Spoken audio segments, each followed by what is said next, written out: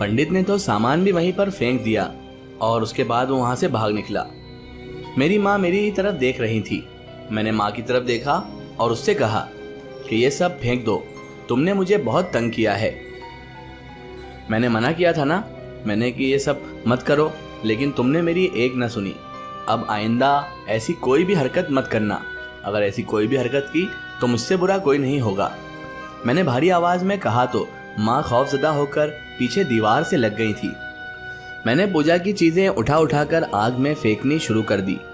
माँ ने खौफजदा होकर चीखना शुरू कर दिया। मैं चीजें फेंकी जा रही थी और माँ चिल्लाती जा रही थी, और फिर कब मैं बेहोश होकर गिर गई मुझे खबर नहीं हुई। जब मुझे होश आया तो माँ मेरे पास ही खड़ी हुई थी। माँ फिक्रमंद नजरों से मेरी ही तरफ देख रही थी। मैंने माँ की आंखों में परेशानी देखी तो पूछा, क्या हुआ है? मैंने जब ये पूछा तो माँ मेरी तरफ हैरत से देख रही थी। क्या तुम्हें याद नहीं है? माँ ने मुझसे पूछा। मैंने कहा, नहीं, मुझे तो कुछ भी याद नहीं। बस इतना याद है कि पंडित जी पूजा कर रहे थे तो मैं उनकी तरफ ही देख रही थी। मैंने पूछा तो माँ ने मुझे सारी बात बताई। तो अब के हैरान होने की बारी मेरी थी। मैं ही अब हैरान होने वाली थी। मैंने माँ से पूछा, माँ ये सब कैसे हुआ? मुझे तो इस बारे में कुछ भी याद नहीं है। मैंने माँ को परेशानी से कहा तो माँ कहने लगी, मुझे भी मालूम है बेटा तुझे कुछ याद नहीं है, लेकिन पंडित जी कह रहे थे कि तुम्हारे अंदर कोई आत्मा है। माँ ने जैसे किसी राज से पर्दा उठाया। आत्मा? मैंने धीरे से ज़ेरे लब दोहराया।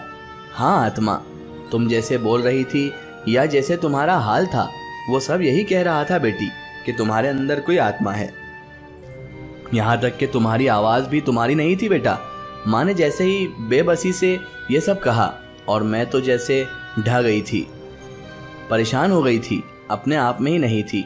तो क्या वो सब कुछ जो मेरे साथ हो रहा है वह उसी आत्मा की वजह से हो रहा है? मैंने बेबसी से सोचा, अब क्या होगा? माँ मैं खौफजदा हूँ, आप बताइए मैं क्या करूँ? लेकिन माँ तो गहरी चुप्पी खामोशी इख्तियार कर चुकी थी। वह बस मुझे तकती जा रही थी। मैं भी खामोशी से माँ की तरफ देखती जा रही थी। अगले दिन माँ ने उसी पंडित जी को घर बुलाया। वह तो इतने खौफजदा थे कि घर आने पे भी राजी न थे, लेकिन माँ ने मेरी खातिर उनकी बहुत मिन्नत समाजत की और मिन्नत करते हुए उन्हें लेकर आ गई। वह राजी हुए। पंडित जी घर में भी दाखिल हुए तो मैं उनके सामने आकर बैठ गई। उसके बाद पंडित जी ने मेरी आंखों में देखते ही मंत्र पढ़ना शुरू कर दिया। कुछ ही देर बाद मेरा जिस्म भारी होने लगा, मुझे कंधों पर बोझ लगने लगा, मेरी आंखों से जैसे आग निकलने लगी। मैंने पंडित जी को घूरते हुए भारी आवाज में कहा, क्या बकवास लगा रखी है तूने? मेरी भारी आवाज सुनकर पंडित जी एक लम्हे के लिए रुक गए, लेकिन फिर हिम्मत करके मंत्र पढ़ने लगा। मैंने फिर भारी आवाज में कहा, क्यों बकवास कर रहा है तू? समझ रहा है कि मैं तेरी बकवास में आ जाऊंगा? तो ये तेरी भूल है। मैंने कहा तो पंडित जी कहने लगा, तुम कौन हो? पंडित ने पूछा तो मैंने उसे घूर कर देखा। मैंने भारी भरकम आवाज में कहा, मैं एक जिन हूँ। मैंने कहा तो पंडित ने दोबारा मंत्र शुरू कर दिया। मैंने कुछ लम्हों तक बर्दाश्त किया और फिर मुझे गुस्सा आ गया। मैंने पंडित को उठाकर पीछे की तरफ फेंका। वह दूर जाकर गिरा, उसके सर पर चोट लगी। वो अपने दर्द को बर्दाश्त करता उठकर भाग गया। माँ दूर खड़ी ये सब कुछ देख रही थी। उसकी आंखों में खौफ और परेशानी नुमाया थी, लेकिन वह कुछ करने के से भी कासिर थी। कुछ कर भी तो नहीं सकती थी। कुछ दिन इसी तरह गुजर गए। मुझे अब हर वक्त कंधों पर बोझ महसूस होता, सर भारी होने लगता। एक दिन इसी तरह मैं होटल में ड्यूटी पर थी कि मुझसे एक प्लेट टूट गई। मैंने परेशान नज़रों से प्लेट की तरफ देखा, क्योंकि होटल की क्रॉकरी बहुत महंगी होती है और इंचार्ज की तरफ से ख़ास हिदायत थी कि बर्तन नहीं टूटने चाहिए। लेकिन अब मेरी गायब दिमागी के बाइस मुझसे प्लेट टूट गई थी। इंचार्ज को पता चला तो वह मुझे बेनुक्ता सुनाने लगा। मैं कुछ देर तो सुनती रही और फिर मैं एकदम जलाल में आ गई। मैंने उसे भारी आवाज़ में कहा, चुप, बस चुप हो जा, अब और बकवास नहीं। मैंने उंगली उठाकर भारी आवाज़ में उसे वार्निंग दी तो वह हक्का बक्का मेरी तरफ देखने लगा। मैंने उसे पीछे धक्का दिया तो वह दीवार के साथ लगा। मैं उसे वहीं छोड़कर घर चली गई। मुझे जब एहसास हुआ तो बहुत देर हो चुकी थी। अगले दिन जब मैं होटल में गई तो मुझे होटल के अंदर ही दाखिल नहीं होने दिया गया, बल्कि मेरा सामान सब कुछ बाहर फेंक दिया गया। सामान मुझे देखकर वापस जाने को कहा गया। मुझे क्यों निकाला जा रहा है? मैंने गुस्से से कहा। इंचार्ज ने कहा कि आपकी अब ज़रूरत नहीं है।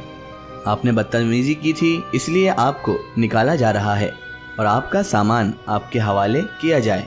और रही बात वाजिबात की, तो वह आपके कैंसिल कर दिए गए हैं।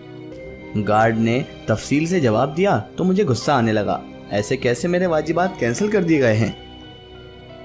मैंने इतनी मेहनत की, अपनी ड्यूटी पूरी ईमानदारी के साथ की, अंजाम दी, फिर क्यों कैंसिल कर दिए गए हैं?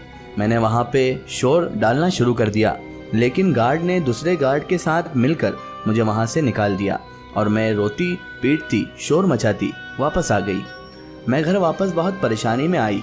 माँ ने जो मुझे देखा कि ये किसी परेशानी में है तो पूछने लगी, बेटा क्या हुआ? मैं तो जैसे इंतज़ार में थी, माँ को प्लेट टूटने से लेकर आज नौकरी से निकलने तक सब कुछ बता दिया। माँ भी बहुत ज़्यादा परेशान हो गई क्योंकि नौकरी का आसरा ख़त्म हो गया था। मेरे सर पर ही घर के ज़्यादातर अखराजात मौजूद थे। सारे जिम्मेदारियाँ मुझ पर ही तो थी। अखराजात जो घर के खर्चे थे वो मुझसे ही, मेरी नौकरी से ही पूरे होते थे। फिर अब वह कैसे पूरे होंगे? एक बड़ा सवालिया निशान मेरे सामने था। माँ ने तो बस अब 2 घरों का ही काम पकड़ा हुआ था।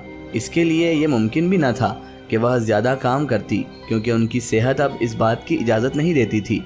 लेकिन फिर भी मैंने माँ को तसल्ली दी और कहा कि जल्दी मैं दूसरी कोई बड़ी नौकरी ढूंढ लूँगी, दूसरा कोई काम ढूंढ लूँगी। माँ ने मेरी बात पे सर हिला दिया। अब मैं रोज़ घर से काम की तलाश में निकलती, सुबह से शाम हो जाती, जगह जगह फिरकर काम ढूंढती, लेकिन अभी तक कोई कामयाबी ना मिली।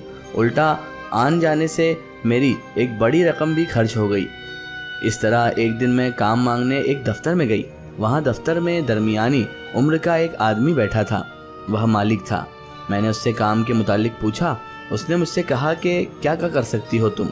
मैंने कहा, साहब मैं सब कुछ कर सकती हूँ, आप जो भी काम बोलोगे मैं कर लूँगी, बस मुझे काम पे रख लो।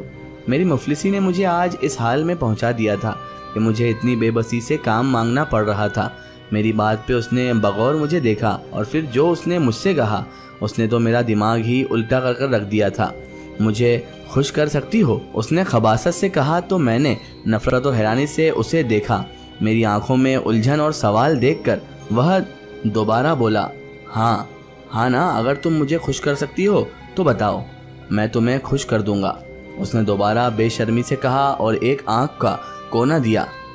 मेरी हद बस यहीं तक थी। मेरी आंखों से शोले निकलने लगे। मैं एकदम भारी आवाज़ में चिल्लाई, बस बहुत हो चुकी तुम्हारी बेहुदगी। मैंने नफरत से कहा और उसकी तरफ एकदम हाथ बढ़ाया। उससे पहले कि वह संभलता, मैंने उसके दिल के मुकाम पे हाथ डाला और उसका दिल बाहर निकाल दिया। एक ही झटके में उसका दिल मेरे हाथ में था।